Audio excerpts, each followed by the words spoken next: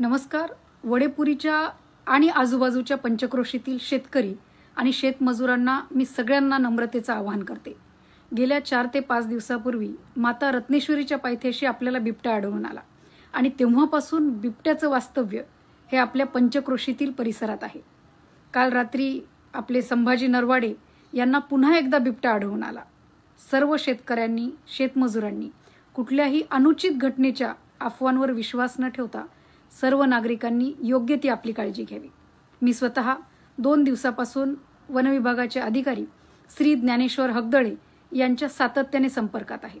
वनरक्षक आणि त्यांच्या टीमने गावामध्ये जाऊन नागरिकांना योग्य त्या सूचना तर ते करतच आहेत, पण त्याचबरोबर आपण सगळ्यांनी त्या सूचनांचं पालन केलं पाहिजे.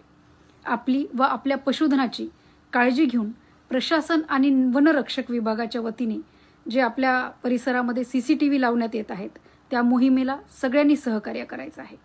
काळजी घ्या, सतर्क रहा. धन्यवाद.